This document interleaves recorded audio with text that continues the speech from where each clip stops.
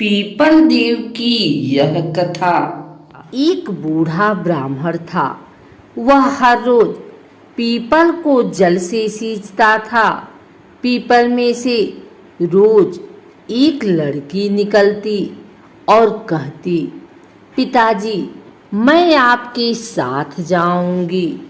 यह सुनते सुनते बूढ़ा दिन ब दिन कमजोर होने लगा। बुढ़िया ने पूछा कि क्या बात है। बूढ़ा बोला कि पीपल से एक लड़की निकलती है और कहती है कि वह भी मेरे साथ चलेगी। बुढ़िया बोली, कल ले आना उस लड़की को, जहाँ 6 लड़कियां पहले से ही हमारे घर में हैं, वहाँ 7वीं लड़की और सही। अगले दिन बूढ़ा उस लड़की को घर ले आया। घर लाने के बाद बूढ़ा आटा मांगने गया तो उसे पहले दिनों की अपेक्षा आज ज्यादा आटा मिला। जब बुढ़िया वह आटा छानने लगी तो लड़की ने कहा कि लाओ माँ, मैं छान देती हूँ। जब वह आटा छानने बैठी तो परात भर गई। उसके बाद माँ खाना बनाने जाने लगी तो लड़की बोली कि आज रसोई मैं बनाऊंगी। तो बुढ़िया बोली कि ना, तेरे हाथ जल जाएंगे। लेकिन लड़की नहीं मानी और वह रसोई में खाना बनाने गई तो उसने तरह तरह के 36 व्यंजन बना डाले और आज सभी ने भर पेट खाना खाया। इससे पहले वह आधा पेट भूखा ही रहते थे। रात हुई तो बुढ़िया का भाई आया और कहने लगा कि दीदी, मैं तो खाना खाऊंगा। बुढ़िया परेशान हो गई कि अब खाना कहाँ से लाएगी। लड़की ने पूछा कि माँ, क्या बात है। उसने कहा कि तेरा मामा आया है और रोटी खाएगा, लेकिन रोटी तो सबने खा ली है। अब उसके लिए कहाँ से लाऊंगी। लड़की बोली कि मैं बना दूंगी और वह रसोई में गई और मामा के लिए 36 व्यंजन बना दिए। मामा ने भर पेट खाया और कहा भी, ऐसा खाना इससे पहले उसने कभी नहीं खाया है। बुढ़िया ने कहा कि भाई, तेरी पावनी भांजी है, उसी ने बनाया है। शाम हुई तो लड़की बोली कि माँ, चौका लगा के चौके पर दिया जला देना, कोठे में मैं सोऊंगी। बुढ़िया बोली कि ना बेटे, तू डर जाएगी।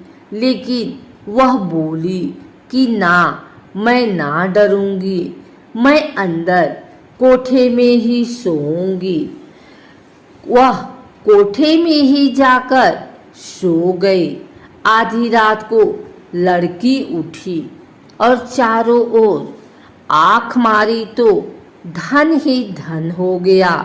वह बाहर जाने लगी तो एक बूढ़ा ब्राह्मण सो रहा था। उसने देखा तो कहा कि बेटी, तू कहाँ चली। लड़की बोली कि मैं तो दरिद्रता दूर करने आई थी। अगर तुम्हें दूर करवानी है तो करवा लो। उसने बूढ़े के घर में भी आग से देखा तो चारों ओर धन ही धन हो गया। सुबह सवेरे सब उठे तो लड़की को न पाकर उसे ढूंढने लगे कि पावनी बेटी कहाँ चली गई। बूढ़ा ब्राह्मण बोला कि वह तो लक्ष्मी माता थी। जो तुम्हारे साथ मेरी दरिद्रता भी दूर कर गई। हे लक्ष्मी माता, जैसे आपने उनकी दरिद्रता दूर की, वैसे ही सबकी करना। पीपल देवताओं का साकार रूप है। पीपल को जल चढ़ाने से देवता सकारात्मक ऊर्जा बढ़ाते हैं। पीपल में प्राण वायु बढ़ती है एवं प्रदूषण समाप्त होता है, जो एक दैविक कर्म है। पीपल पेड़ों में सबसे श्रेष्ठ माना जाता है। यहाँ तक कि भगवान श्री कृष्ण ने गीता में सभी वृक्षों में अपने आप को पीपल का वृक्ष बताया है। साक्षात भगवान विष्णु अथवा भगवान कृष्ण का ही स्वरूप है। अगर आप भी पीपल के पेड़ में दिया जलाते हैं अथवा पीपल की पूजा करते हैं तो भगवान नारायण की कृपा से आप पर अवश्य बनी रहेगी पीपल की कृपा। लेकिन आपको इतना जरूर पता होना चाहिए कि पीपल के पेड़ की कितनी परिक्रमा करनी चाहिए। पीपल पर जल चढ़ाते समय कौन सा मंत्र बोलना चाहिए, पीपल की पूजा सुबह कितने बजे करनी चाहिए इत्यादि पीपल के पेड़ से जुड़ी धार्मिक एवं रहस्यमयी जानकारी हम आपको प्रदान करते हैं। आइए सबसे पहले जानते हैं पीपल की पूजा का महत्व एवं पीपल की पूजा के फायदे। उसके बाद हम जानेंगे कि पीपल के पेड़ की कितनी परिक्रमा करनी चाहिए। हिंदू धर्म में पीपल को साक्षात भगवान नारायण का ही स्वरूप बताया गया है। पीपल की पूजा करने का प्राचीन काल से विशिष्ट महत्व रहा है। पीपल की पूजा करने मात्र से भगवान नारायण एवं महालक्ष्मी की पूजा की जाती है। अक्सर लोग अमावस्या एवं पूर्णिमा के दिन पीपल की पूजा करते हैं। पीपल ही एक ऐसा अद्वितीय वृक्ष है जिसके नीचे गौतम बुद्ध से लेकर के विभिन्न ऋषि मुनियों ने अखंड ज्ञान प्राप्त किया है। पीपल के वृक्ष को देखकर हैरान होते हैं, क्योंकि पीपल का ही एकमात्र ऐसा वृक्ष है जो 24 घंटे ऑक्सीजन छोड़ता है।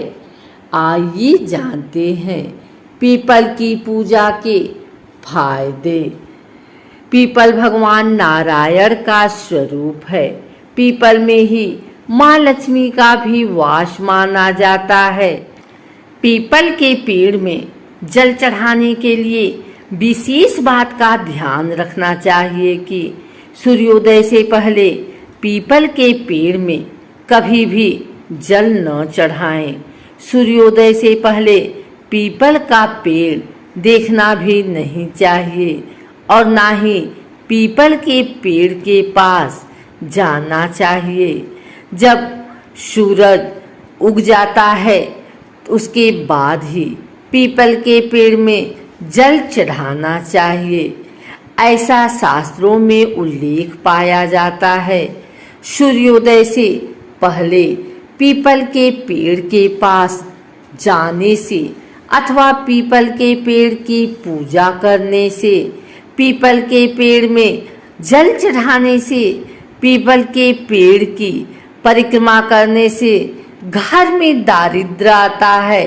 अतः सूर्योदय के बाद ही पीपल के पेड़ में जल चढ़ाना चाहिए।